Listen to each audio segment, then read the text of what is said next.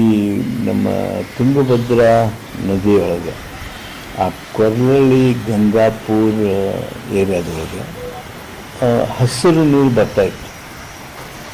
ಅದು ಯಾಕಾಗುತ್ತೆ ಅನ್ನೋದನ್ನು ನೋಡಿದಾಗ ಅಲ್ಲೊಂದು ಶುಗರ್ ಫ್ಯಾಕ್ಟ್ರಿ ಇದೆ.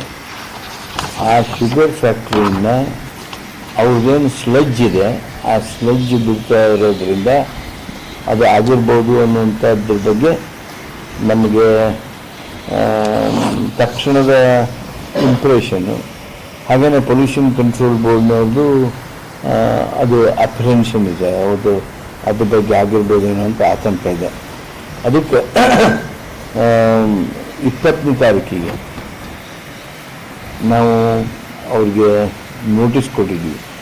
Karnataka state pollution control board officer, executive engineer ಅವ್ರಿಗೆ ನೋಟಿಸ್ ಕೊಟ್ಟಿದ್ದರು.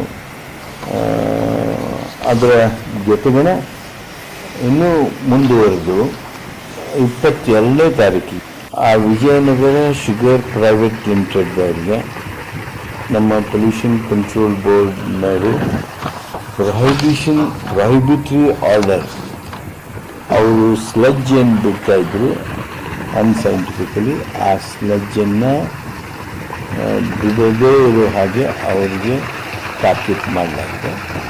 ಆಮೇಲೆ ಅವರೇನು ಅನ್ಸೈಂಟಿಫಿಕ್ಕಾಗಿ ಆ ಡಿಸ್ಪೋಸಲ್ ಮಾಡ್ತಿದ್ರಲ್ಲ ಬೇರೆ ಬೇರೆ ಅಲ್ಲೇ ನಾಲಾದೊಳಗೆ ಕೆರೆ ಒಳಗೆ, ಅದನ್ನೆಲ್ಲ ನಿಲ್ಲಿಸುವಂಥ ಪ್ರೊಹಿಬಿಟರಿ ಆರ್ಡರ್, ಅಂದರೆ ಉಗ್ರವಾಗಿರ್ತಕ್ಕಂಥ ಅಸ್ತ್ರವನ್ನು ನಮ್ಮ ಸರ್ಕಾರ ಈಗ ಕೈಗೊಂಡಿದೆ. ಈ ನಮ್ಮದು ವಾಟರ್ ಪ್ಯೂರಿಫಿಕೇಷನ್ ಆಗ್ತದಲ್ಲ, ಈಗ ಗದಗಿಗೆ ವಾಟರ್ ಪ್ಯೂರಿಫಿಕೇಷನ್ ಆಗಿ ನೀರು ಬರ್ತದೆ. ನಮ್ಮ ಹಳ್ಳಿಗಳಿಗೆ DBOT ಪ್ರಕಾರ ವಾಟರ್ ಪ್ಯೂರಿಫಿಕೇಷನ್ ಆಗಿ ನೀರು ಬರ್ತದೆ. ಅಲ್ಲಿ ಯಾವುದೇ ರೀತಿಯಾಗಿರ್ತಕ್ಕಂಥ ಅಶುದ್ಧ ನೀರು ಬರ್ತಾ ಇಲ್ಲ, ಯಾರಿಗೂ ಏನೂ ಆತಂಕ ಪಡಬೇಕಾಗಿಲ್ಲ.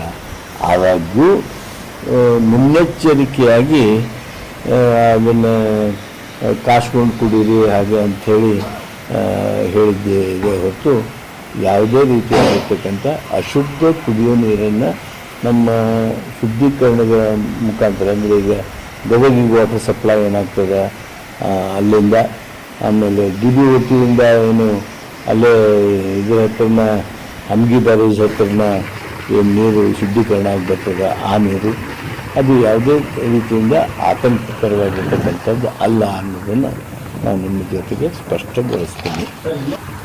ಅದ ನೀರೇನಲ್ಲ, ಒಂದು ಹಸಿರು ನೀರು, ಆ ಬೋರ್ವೆಲ್ ನೀರು ಏನಿಲ್ಲ ಅದರದ್ದು ವರದಿ ಬಂದಿದೆ. ಆ ಬೋರ್ವೆಲ್ನಾಗ ಒಂದು ಹಸಿರು ಬಂತು ನೀವು ನೋಡಿದಿರಲ್ಲ, ಅದನ್ನು ನೀವು ಟೆಸ್ಟ್ ಮಾಡಿದಾಗ ಅದರದ್ದು ವರದಿ ಬಂದಿದೆ. ಅದನ್ನು ನೀವು ಕುಡಿಯೋದಕ್ಕೆ ನಾವಂತೂ ರೆಕಮೆಂಡ್ ಮಾಡೋದೇ ಇಲ್ಲ, ಯಾರೂ ಮಾಡೋದಿಲ್ಲ. ಆಮೇಲೆ ಅದನ್ನು ಕುಡಿಯೋದಕ್ಕೆ ಯಾರು ಬಳಸೋದನ್ನೇ ಇಲ್ಲ. ನಮ್ಮ ಶುದ್ಧೀಕರಣದ ನಂತರ ಯಾವುದೇ ರೀತಿಯಾಗಿರ್ತಕ್ಕಂಥದ್ದಿಲ್ಲ. ಆದಾಗ್ಯೂ ಎಲ್ಲ ರೀತಿಯ ಮುನ್ನೆಚ್ಚರಿಕೆ ಹಾಗೂ ಆ ಸ್ಲಜ್ಜಿನಿಂದ ಏನಾದರೂ ಆಗಿದೆಯಾ ಹೇಗೆ ಅಂತೇಳಿ ಅನ್ನೋದಕ್ಕೆ ಈ ಪೊಲ್ಯೂಷನ್ ಕಂಟ್ರೋಲ್ ಬೋರ್ಡ್ ಮುಖಾಂತರ ಆ ಸ್ಲಜ್ ಡಿಸ್ಪೋಸಲನ್ನು ಪ್ರೊಹಿಬಿಟ್ ಮಾಡಿದ್ದೇವೆ. ಅದಕ್ಕೆ ಅವರು ಬೇಕಾಗಿರ್ತಕ್ಕಂಥ ಕ್ರಮ ಅವ್ರು ತಗೋಬೇಕು. ಅದು ಕ್ರಮ ಪ್ರಾರಂಭ ಮಾಡಿದ್ದಾರೆ ಇಲ್ಲ ಅನ್ನೋದ್ರ ಬಗ್ಗೆ ಒಂದು ಉನ್ನತ ಸಮಿತಿಯನ್ನು ನಮ್ಮ ಜಿಲ್ಲಾಧಿಕಾರಿಗಳು ಆ ಫ್ಯಾಕ್ಟ್ರಿಗೆ ಕಳಿಸ್ಕೊಡ್ತಾರೆ. ಕೃಷಿಗೆ